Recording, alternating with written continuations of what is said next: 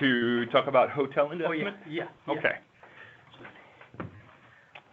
So right now, currently, on our first meeting, we had around 38 people. And then I went on a business trip and didn't have a backup person, so we missed a few weeks. And so our attendance has shrunk a little bit. But ideally, in order to bring a guest speaker in, I really would like to grow the group a little bit more, just so I'm conscientious of the guest speaker's time. Some of the people that I've been contacting, I know they've got busy lives. They're SEC attorneys and other things like that. So if we want to bring in outside speakers, forward this meeting to your friends or whoever you think might be interested. But I want to try and get at least 35 to 40 people here. And until that time, we have people like Richard who are stepping up and talking about their real estate experience. I'd be happy if anybody else is interested in doing that as well, and I could certainly cover topics for people also. I love diving into real estate and putting together presentations and teaching on it. So we could talk more about real estate syndication, which is what I do, so syndicating apartment buildings. And that could be a topic for the future, and I'll definitely find the hotel person for you as well. I'll just give them the caveat that we're still a small and growing group, and you can either do it now or you could wait a little while until we get bigger and let them decide. I would be interested in the apartment one, though. That's a good one. All right. Yeah, who was that just spoke? It's Tony DeProsper. Tony. Okay, great. Yeah, I've been very into real estate syndication recently, and I've found a lot of good people to invest with. So I could talk about in the last 9 months, I've gone from no apartments to being on the management team for LLCs that currently control 318 apartments. And so that's been a really educational experience, and I'd love to talk about it with people. It's fun. All right. Well, I think enough time has passed, so I want to thank Richard McGr for coming in and talking to us about his experience. Richard has been investing in mortgage notes, or in notes in general, which is a way of investing in real estate without having to worry about, as he puts it, the hassles of tenants, toilets, and termites. So, Richard, welcome to the group here, and thank you so much for, I've really appreciated how you speak up in the group, and you're really contributing what you know. And so, here's Richard. Sorry, that's how we learn, right? We all work together and figure out ways to make these kind of business deals go. Yep. So I didn't put together any, go ahead. Oh, I was just going to say, too, and on that note, if anybody on the call has any other ideas for how we can be more interactive as a group, I know presentations are great and learning is great, but I also want to make sure it's an interactive group, and balance the two.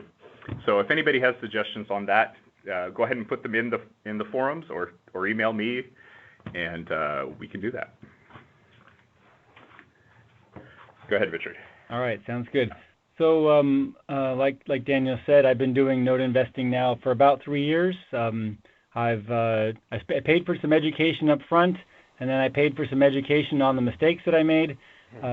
So I've got a little bit of knowledge on the note investing business. My portfolio is currently about $500,000 invested, managing about $1.5 million in assets. I have multiple LLCs with business partners, families that I work with to co-invest, as well as my own IRA money and private money invested in notes.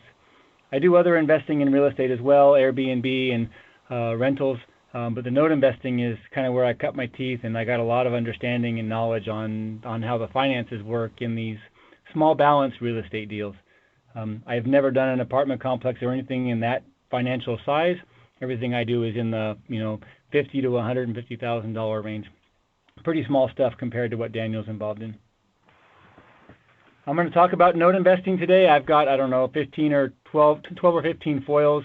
I kind of talk about the high level on what note investing is, and then I dive into a couple of case studies so you can understand kind of how the deals work. So I'm not going to go through the legal notice, but we'll talk a little bit about what caused the big inventory of mortgage notes to be available. Basically, you guys all know about 2008 and the stock market crashed. There was a lot of money lost in that time frame. And what happened is most of those or a lot of those investors either lost their money or they pulled their money out of the market. And if you look at this chart here is about a year old, but you look at the market, it's on a really strange skyrocketing path up and to the right. And, I know myself, I've pulled most of my money out of the stock market because I don't believe it's going to continue to grow at this pace. Whether that's a prudent decision or not, we'll see. But definitely, I'm not on this roller coaster right now. Richard, that was my entire reason for starting to go into real estate as well. I was getting anxious around the stock market. That's right. And it just to have a little bit of diversification and different things in your investments is, I think, a good idea. Yeah, and when you talk to us, go ahead. Is this being presented on the Skype because I don't see there a lot of folks on there. I mean, are you in a different Skype meeting? How many people are on the meeting? I see one more there. Are there 11 people in the meeting? I see 11. Okay, yeah, we can see it. Okay, perhaps I'm in a different one. I see 11 as well. Oh, I think... I see a roller coaster on the Skype. Yeah, beautiful. All right. Yeah, I was just looking in this page, and then when I join it using... Go ahead, Richard. We'll take our discussion offline. Fix the room there? Okay, sounds good. So this is my depiction of the stock market, and who knows where things are really going to go. The last couple of years have been pretty profitable for those that have stuck in the stock market, and we all just kind of hope, and myself included, that stock market keeps going up. But I decided to start looking a few years ago at diversification. When you go to a stock broker and you tell them you want to diversify, what will they give you? They'll give you other stocks, other mutual funds, other bonds, and they call that diversification. All of that crashes if the market crashes, no matter what they tell you. And in the meantime, they take 3% fees, no matter how low they say the fees are. There's very few funds that actually have low fees. So there's fees and problems in notes, but we're going to talk about what a note is. So a $100 bill is a note, right? You trade that for value. It's a piece of paper you trade for value. So is a check. If you write somebody a check, that's a note. When you go out and get a car loan, that's a note. And we're going to talk today about mortgage notes. Same thing, right? You go out and you promise to pay back somebody and they give you a valuable asset for that. So what does a note look like? It's got a term on it. It's got a value here of $100,000, 10% interest rate, 30 years. That payment's $878, and you sign that you're going to make that payment back every month. Any questions on what a note is at the very high level? Okay, I know it's super simple. I try to make it super simple so that we don't lose anybody. If I jump right in, I wind up losing everybody. Are notes, is there any regulatory oversight with notes? Not really. There was CFPB that came out, the Consumer Finance Protection Board or something or other. I forget exactly what CFPB stands for. And then there was the Dodd-Frank regulations that came out. Those were designed to protect the small borrower from being, what do they call it, from having predatory lending. Somebody coming in and saying, yeah, I'll sell you a house on 20% interest with a payment of $800 a month for the next 48 years on a house worth $30,000. You can jack as a note creator, when you sell somebody a home on a note, you can put the rate anywhere you want it, but that was being used by a few bad people, a few bad actors in the country to create some really bad paper that really burnt people. So those laws went into place to protect it that way. But generally, the note investment space is a pretty contained space. It's very much a niche. You won't find it on note investing television sites, right? Like you see fix and flip on television sites. You won't see note investing anytime soon. There's no tenants, termites, or troubles. All right, so we're going to talk about a transaction. So we're going to buy a house. The seller is going to sell the buyer a house for $110,000. The mortgage lender is going to be involved. The buyer is going to give a down payment to the seller, right? And then they're going to sign a note to the bank who's going to give them $100,000, which is going to be transferred over to the seller. So now the seller's whole, the bank's involved. The deed of ownership is going to go over to the buyer, and the buyer is going to make payments to the bank. Did that process make sense? Anybody want me to go back through that? Feel free to speak up because I built on got that. it. So far, so good. All right. Okay, cool. Excellent. This buyer and the seller look very much similar. They have the same tie on. Was there another question? Oh, I was just going to say, when I was first learning about this, just understanding that the mortgage note and the deed of ownership were separate documents and you could transfer them around separately was a really eye-opening thought.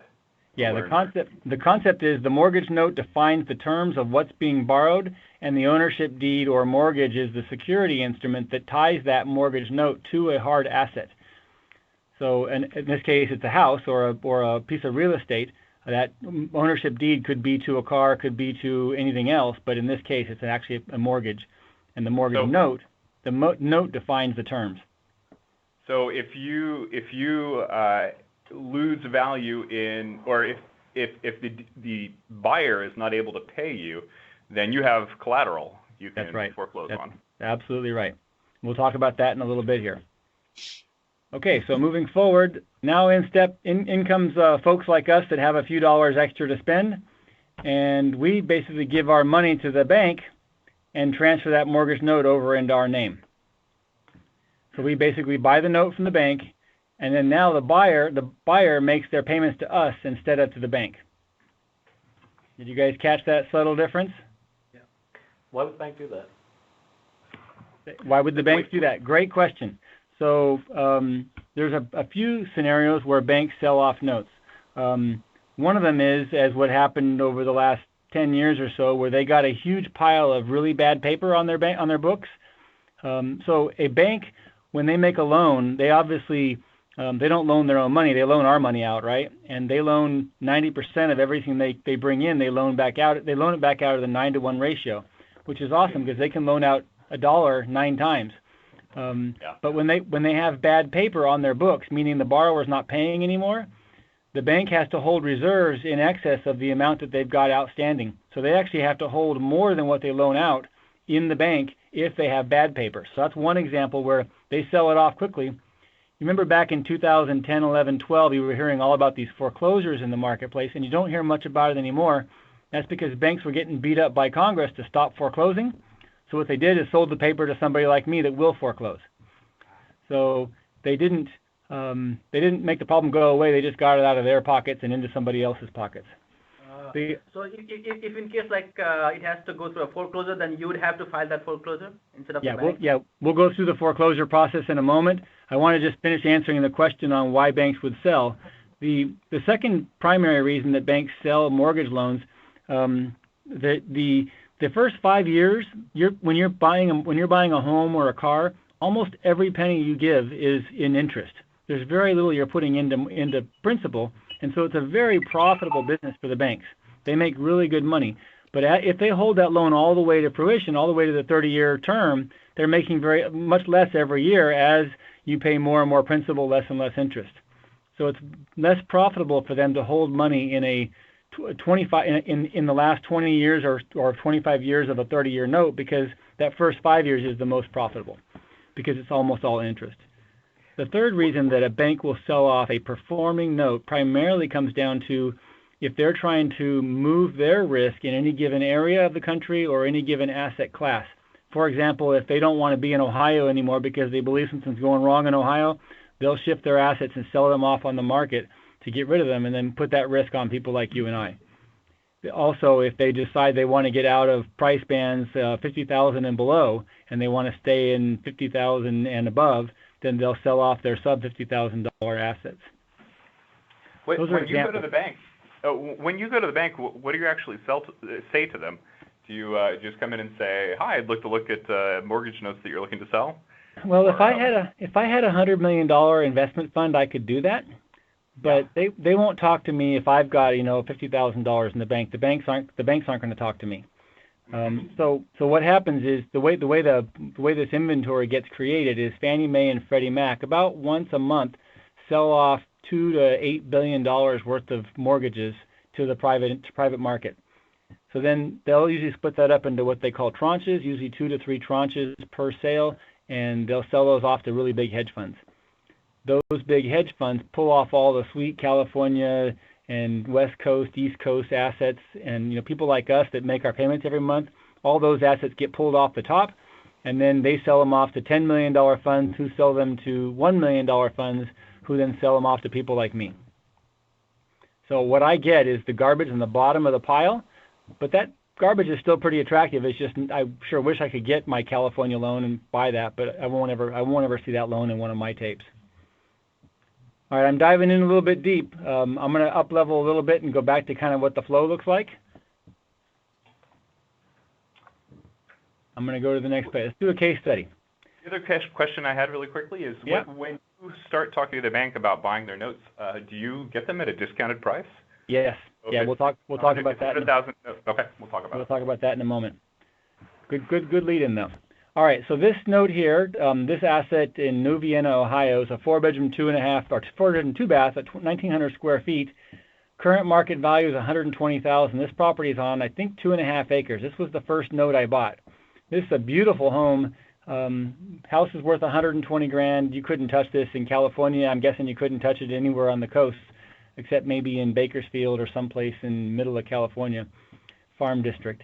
But it's a beautiful home. It's the nicest home in this town. And I bought this note. I didn't pay $120,000 for it, though. Let's talk about what happened. So this borrower bought the house, and the value of the house was $120,000.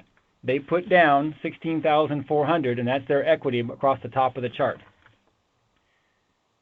They took out a mortgage for the remaining $103,600 at 7.99% interest for 360 months, which made their payment $759.46.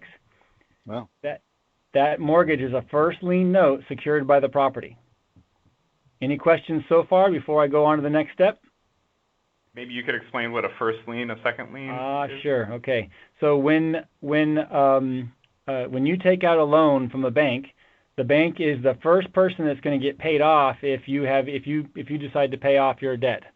And so, but you can get a second later, and if you have equity, let's say the house value, we see this in California and the West Coast all the time. If your house goes from $120,000 to $200,000, now you've got $80,000 in equity. Plus the 16 you put down, you can go get a second from the bank against that equity. But when you decide to pay off, the first gets paid first, and then the second gets paid. So that's just generally the difference between a first and a second. And you can go to a third and beyond. But it's about security and who gets paid first when things get paid off. Do you ever buy second notes? I have not. There's a lot of value and interesting scenarios in seconds. They're much more profitable than first, but they're a ton of work. You got to chase the borrower. You got a lot of work, and I've got a day job that I've got to participate in, and I don't want to lose my day job to make money in seconds. Yep. I've debated on it, but I'm not ready to do that much work outside of my day job. I'm looking for more passive income, right? Yeah, absolutely. That's what everybody wants.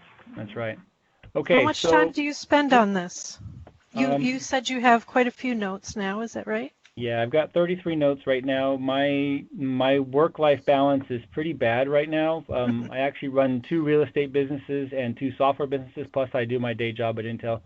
I spend about 50 at Intel and then probably 25, 30 outside of Intel. But my note business, my first position note business, consumes about 5 hours a week. Oh, okay. With 30 notes? Wow. But that's because it's a passive business. The part that gets me in time, and if I'm being completely transparent, managing LLCs and LLC partners, which is how I got my mortgage business to the size it is, which is other people's money, managing that piece takes a lot more time because each person that I invest with, I have to explain the business to, I have to explain the financials to them, I have to keep up to date on problems and everything else. So that takes more time. But if it was just investing my own dollars, it's 2 or 3 hours a week max. So do you set up an LLC for each note? No, but for each investor I do. So I've got 3 LLCs and 1 IRA that invest, and right now there's about 5 or 6 notes per entity. Okay. And we can talk about LLC structure anytime in the future. I'm sure we can find somebody a lot smarter than me to come in and talk about that, but I could talk about my structure pretty fluently. Anyway, I'm going to keep going on notes. We'll do LLC structure another day. So if anybody questions on the fact that on what I've got here, I've got some equity because if borrower puts some money down, and then there's this note for $103,600. Okay, we're going to click on this. 162 payments later, which is 162 months later, right? I come along, and the borrower has paid a total of $36,000, or has a total equity of $36,593 in the property, and the mortgage note is currently valued at $83,407, meaning the borrower still owes $83,407. I purchased that note at a discount per Daniel's lead earlier for $69,175 with 198 payments remaining. Now somebody's going to ask, why did I get a discount? Yeah. Go ahead and ask. Why'd you get a discount? Okay, the banks are very aware that they can't sell a note at par. Nobody would buy a note for what it's worth because if something goes wrong, there's no equity in the deal to help recover yourself out. If I bought this note for $83,407 and then I have to go through a foreclosure process, the max I'm going to get out of the note is what's owed, the $83,407, plus any legal fees. So there'd be no room in there for me to make a profit if I were to buy it at $83,407. So they sell a discount, and depending on the risk in the note, meaning how good is there's a bunch of items that drive the value of a note, but basically they are how good is the paper, was it written properly, are the right attributes captured in the note, right? How good is the asset, the collateral behind it, is the borrower paying or not paying, or sporadic, right? Those are the primary attributes that drive the value of a note. So this was a pretty good note. It was performing. I paid 80% of the unpaid balance. I haven't done the math lately, but I think it's about 80% of the unpaid balance when I bought this note.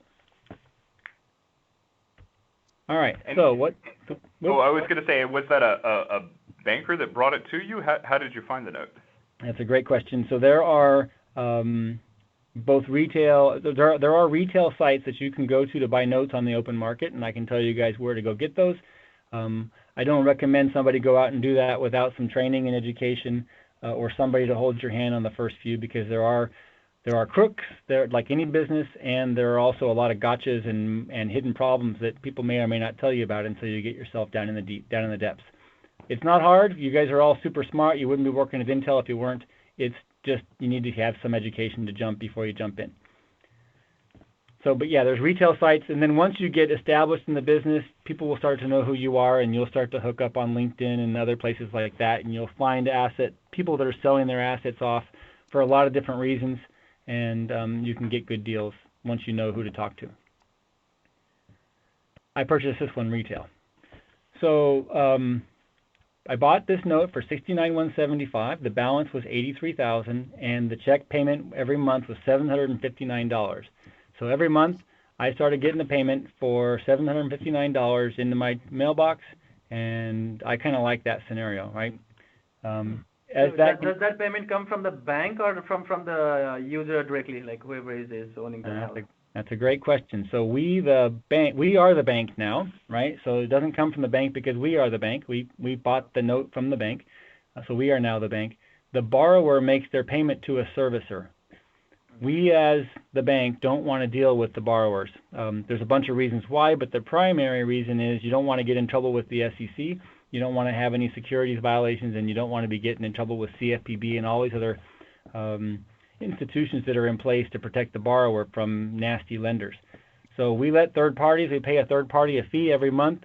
They collect the payments and send us the remaining of the check. How much do you pay them, just out of curiosity, if you don't mind sharing? This case here, I'm using a servicer that charges $30 a month. Okay.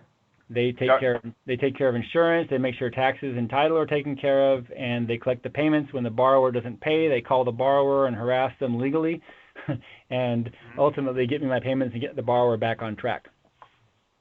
Would you mind telling us which group it is?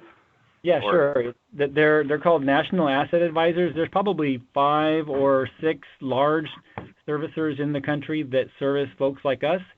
There are others that service only banks or only very large hedge funds, but there's 5 or 6 that are very reputable, and I can walk you guys through who those are if you want to get involved in notes.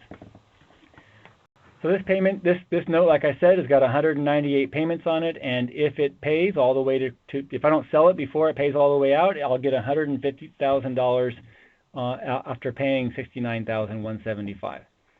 Now that's over a time period, so I didn't just make $80,000.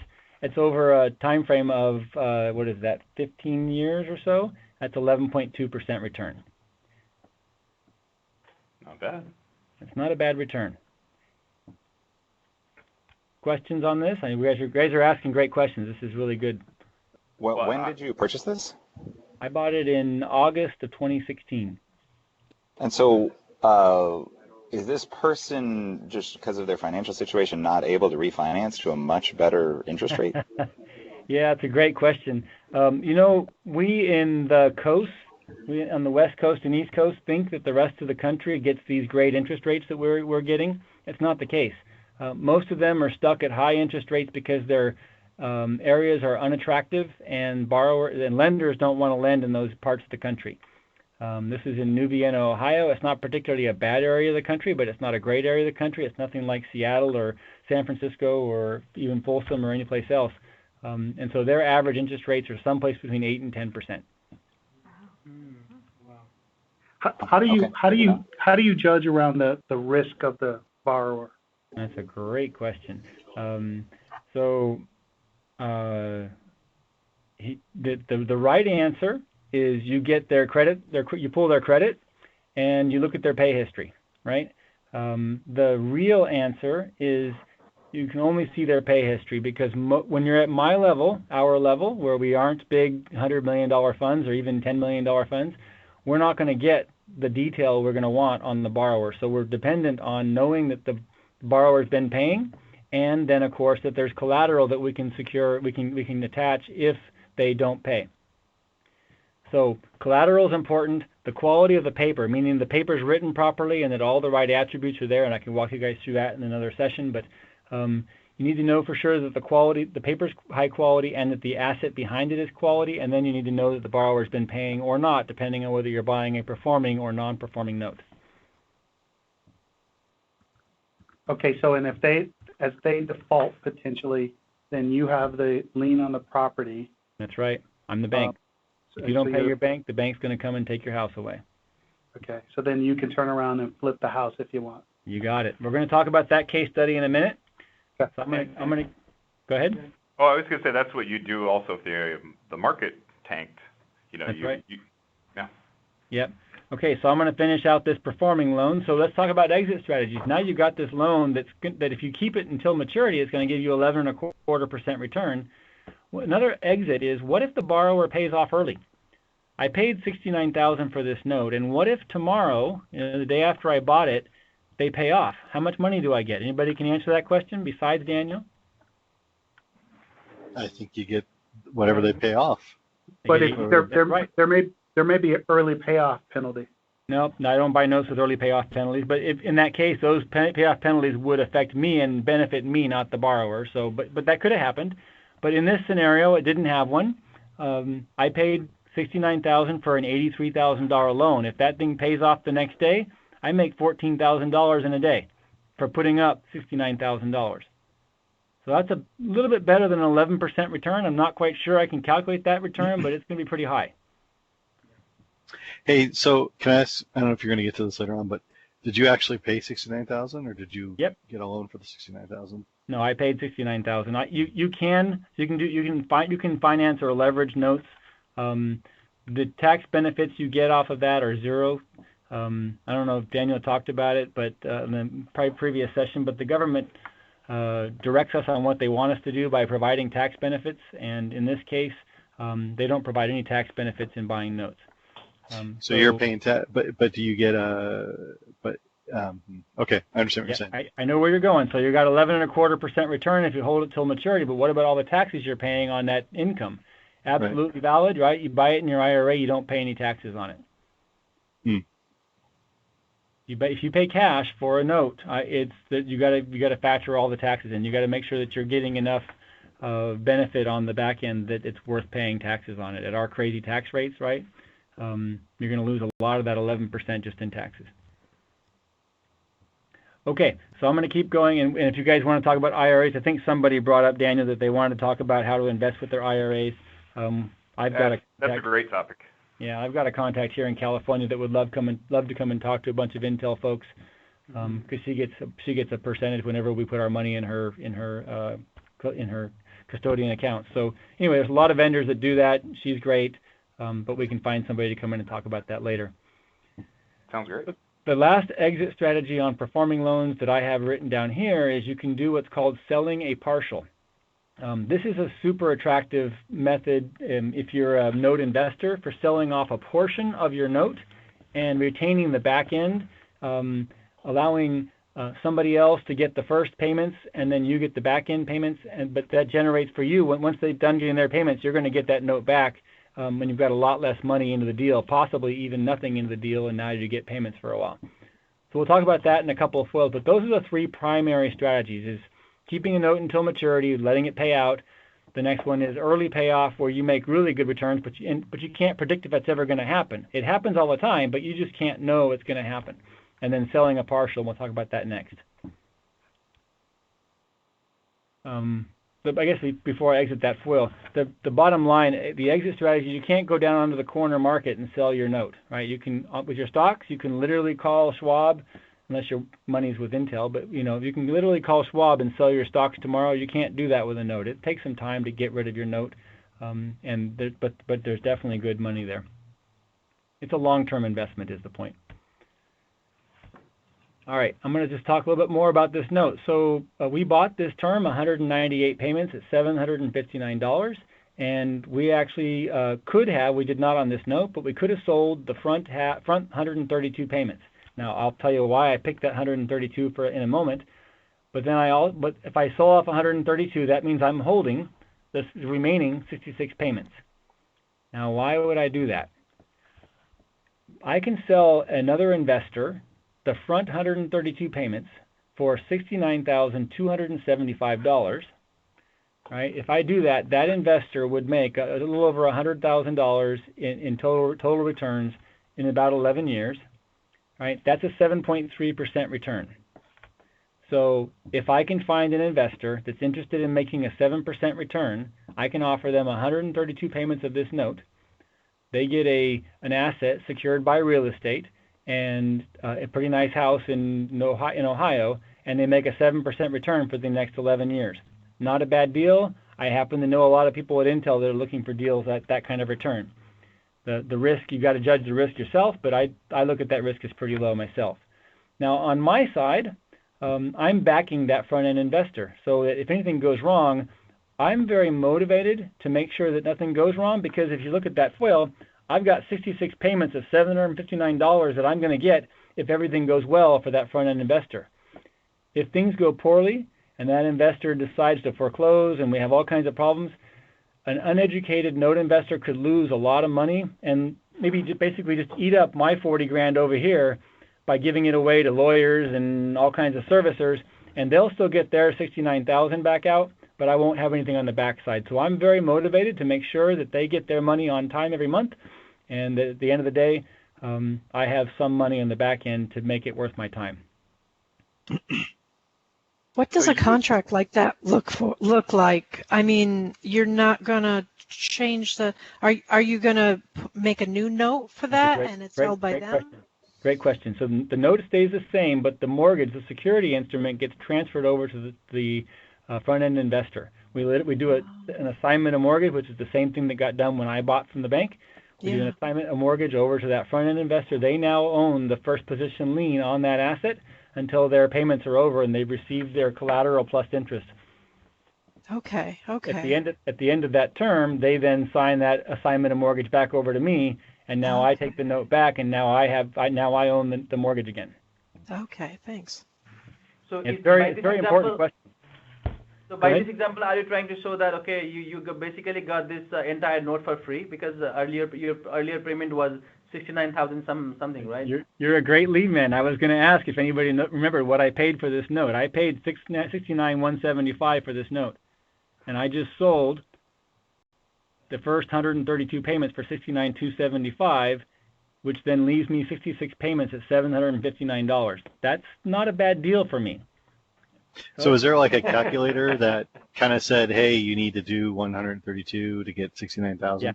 You targeted what you put in, right? Exactly. I don't want to sell a 20. I could have sold 15 or 30 payments for 20 grand and gotten some of my money out of the deal, but why not sell 69,275 and get all my money out, and then 11 years from now, when I'm sitting on a beach retired from Intel, all of a sudden I'm going to get checks for $759 for 5 years. I like that strategy.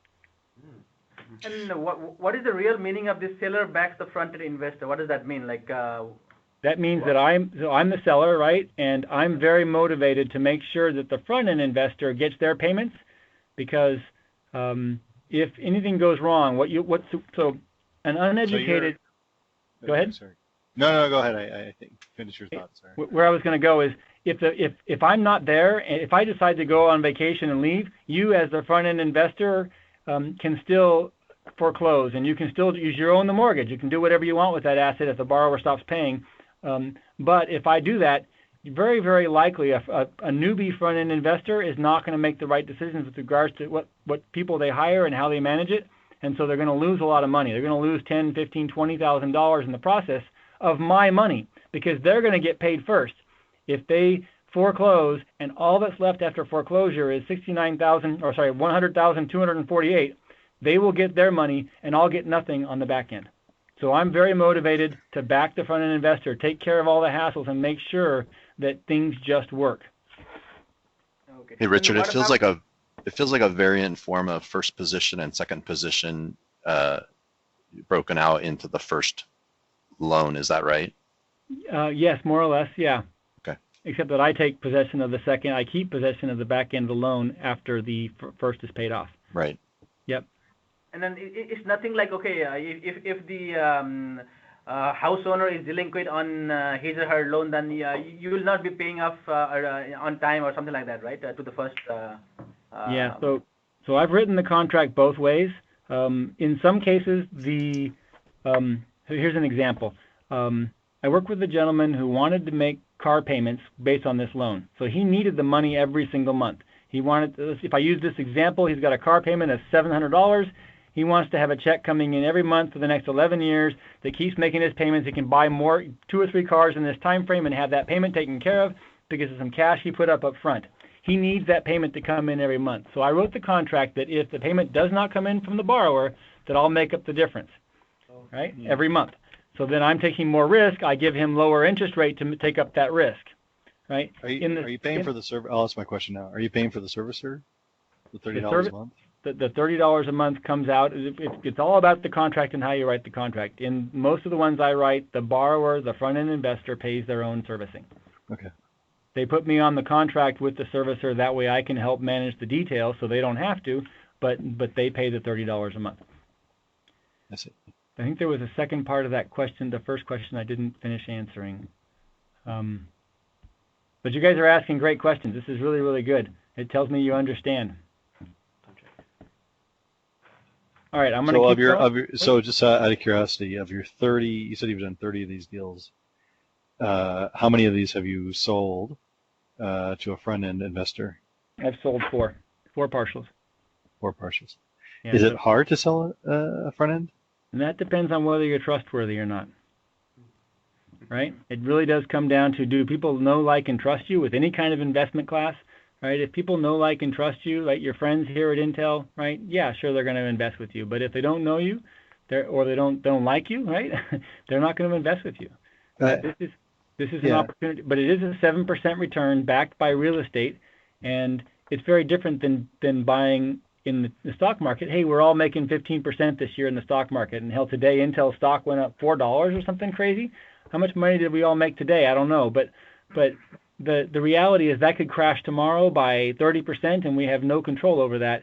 And that can happen in real estate, but when you buy an asset like this for $69,000 and the asset's worth $120,000, you're so far away. My view on the risk, and I can't quote risk, obviously, but my view on the risk is I'm so far away from it because the asset's actually worth $120,000, and even on a really bad day, that house goes down by 30%. It's still worth $100,000 or $90,000. I'm only in at $70,000. So I feel like, myself personally, this is a risk I'm willing to take, and I feel like it's very, very diversified away from the stock market. This is diversification versus being in some other bond. That's just ridiculous. That's not diversification. Hey, yes, you said you had 15 slides, and is this the last slide, or do you have more slides? Oh, I got all kinds of materials. So I'm just going to go I'm going to go to a non-performing note because you're all going to be interested in that. Just a quick time check. We've got 15 minutes left. Yep. Okay. We'll spend 10 minutes on one non-performing case study. I think that one's a really interesting. It helps you understand the other side of the market, because what we talked about for the last half hour or so was a performing note where everything's going great. Okay. So this is an asset I bought in Newcastle, Pennsylvania. 3-bedroom, 1-bath, 1,800 square feet. The current market value is $37,000. Can you imagine buying a house for $37,000? I could retire tomorrow. What's the rent on that? Because that could be a good money right there. $700. Oh my, that's fantastic. Okay, so this house was worth $90,000 when the owner bought it. They had some equity. They took out a loan for $81,167 at 3.8% for 504 months. Their payment was $322.58. In 2008, the market crashed. It went down from, what was it before, $90,000 down to only worth $37,000. The borrower stopped payments, and they're pretty significantly upside down by the time I come along. Their house is worth, if you look on the left, their house is worth $37,000. The mortgage note, the unpaid balance, is $75,817. They are really underwater. So what happened? I came along and purchased this note for $18,000. Now, it's not as much buffer as I had in the last property, right? I've got it about half. I got about $18,000 in buffer against the purchase or sales price. Let's talk about what I did. So we had 480 payments remaining of $322, but the borrower's not paying, right? So we talked with the borrower. Now, I didn't specifically. I instructed the servicer on what I wanted them to say. But the servicer went and found out that the borrower had not paid they had paid for 7 years, and then the market crash spooked them. That's their excuse anyway, and they stopped making payments. But they really didn't want to move, right? They had emotional equity, and they were frustrated by the drop in home value. So we came along and offered a note modification. We brought the unpaid balance down from $75,000 to about $80,000 of the home value. Now, people might be smart enough to realize why I made it 80% of the home value, right? That allows them to possibly refinance if they can find a better deal. So I basically moved the note value down from $75,000 to $30,000, and I changed the term to 360 months at 9%, which meant they had a payment of $238. So this puts them in a good situation. Now we can talk about why I did this and all of that, but the reality, I took a $75,000 value that was in theory value, but the house isn't worth that. I turned it into only a $30,000 value at 9% and payments of $238. That the borrower is grateful, right? Their payment went down. They got out from being underwater. They can possibly go refinance after they build some credit. Bottom line is I paid a total of about $19,500 for that asset with all costs in. We did a reinstatement. Then the next thing that happened, and I skipped over a foil, but they reinstated. They wanted to catch up. They paid the $27,000. They did a 401k loan and did a $27,000 payment to me, and then I sold the note for $24,000. Net, I made $34,000 on this in 20 months. I skipped over a whole bunch of stuff there, but the bottom line is it was a non-performing note that I put some risk out there with $18,000. If they had not made it clean, I would have had to go in and foreclose on a $37,000 asset across the country. I would have had only $18,000, $17,000 to work with to try to recover my investment. It's a little bit risky. But I've got a small amount of money in. It's like, one of my Intel bonuses, right? I can go throw that out there and see what happens, right? And then hope that I can make money off of it. In this case, the borrower actually really wanted to keep the home. After the loan, as the loan mod was going through, they changed their mind and decided just to reinstate, which brought them back to current value. They're no longer in debt, and then I sold that as a performing loan for $24,000. So I made really good money on this deal. So generally, what is the foreclosure charges? Because I think you still had like 18,000 about of 17 or 18,000 about of room there, right? Would that be generally be a lot higher? Yeah, let's talk about exit strategies. This is a good question. So, one thing I was going to note also is that you also helped the home owner out quite a bit. He was underwater, and now he's not. That's right. So banks won't do that for us, right? The banks aren't really interested in helping us out. They just get rid of the paper, move on, and then let people like us who have a little more time and are willing to work with people, we can help out a lot. Go ahead. I just want to I would love to have you come back and go through this one a little bit more in detail. Sure. Oh, me too. There's a lot that you're skipping over, understandably, because we got 10 minutes left tonight. But I there's so many questions I have about that case study.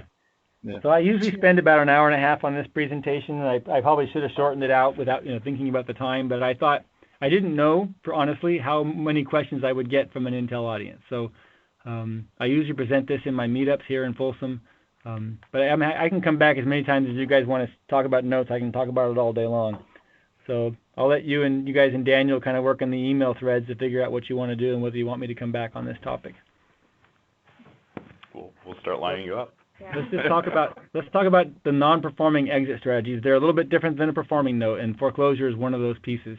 So in the case of, let's assume that I finished that modification and he actually did allow us to finish the mod and didn't pay off, right? Or didn't reinstate. In that scenario, once he's modified and he's grateful and he's paying again, well, now I have the same exit strategies that I had when I was talking about performing loans, right? I can keep that note to maturity. I can accept an early payoff if that happens. I can sell a partial like we talked about before, or I could sell it as a performing loan, which is what I wound up doing. I sold it as a performing loan. Another opportunity is if the borrower is in a non-performing state and they don't have the money to recover and they just want to get out from underneath the debt. They're frustrated, they're tired, they're done, which happens a lot, right? You can go in and offer them a small amount of money for them to move. Let's say in this case you offer them $2,000 to allow them to leave the property broom swept, meaning they have to actually take their trash with them, right? But they leave it broom swept. You have a broker go in there and give them $2,000 once it's confirmed to be relatively clean, and they sign over the deed to the property, meaning that you no longer own a loan on the asset, you own the asset outright, right? And so in that scenario, if that had happened in this deal, I could have gotten that asset for, let's call it $18,000 plus $2,000 for a deed in lieu, for what they call cash for keys. They give us the keys and they sign over the deed and we're done. That's called a deed in lieu of foreclosure. And then the last exit strategy, there's a few different ways this can go down, but if they refuse to leave and they refuse to pay, right, we can start the court process, hiring a lawyer and all those different activities, and basically foreclose the property over a period of between 6 months and 3 years, depending on the county in the United States. Some counties, like California counties, are really, really bad.